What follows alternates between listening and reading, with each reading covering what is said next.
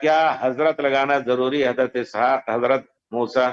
میں تو پرانے زمانے سے کہتا ہوں کہ حضرت کا لفظ ایک خاص انداز سے جو استعمال کیا جاتا ہے، ایک لفظ ہے حضرت احترامی، ہاں حضور، جہاں حضور، جی حضوری، یہ سب الفاظ ہیں. اور حضرت کا تصور جو پیارے رسول کے بارے میں کہا جاتا ہے کہ آپ حاضر ناظر ہیں، اس وجہ سے حضرت کا لفظ استعمال نہ کیا جائے. آپ بے شک کہیں ہمارے نبی محمد صلی اللہ علیہ وسلم، درود. بہت سے لوگ علیہ السلام، صرف فقہ کی کتابوں میں آپ علیہ السلام کم دیکھیں گے.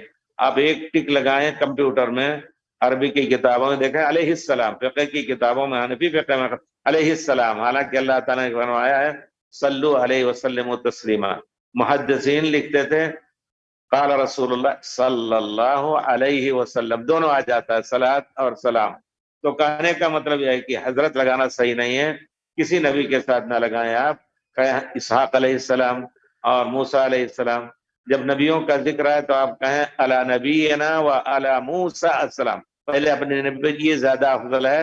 یعنی حضرت موسیٰ علیہ السلام کہیں جا رہے تھے، علی نبینا و علیہ الصلاۃ والسلام، ہمارے نبی پر ان پر بھی صلاۃ والسلام ہو. انشاءاللہ حضرت نہ لگائیں.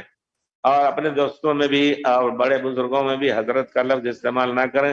اس کا معنی یہ ہوتا ہے کہ گویا پیارے رسول کے ساتھ جو لوگ عقیدہ رکھتے ہیں حضرت کے معنی ہر جگہ حاضر ناظر، اس کے خلاف آپ ذرا سا اس کو استعمال نہ کریں.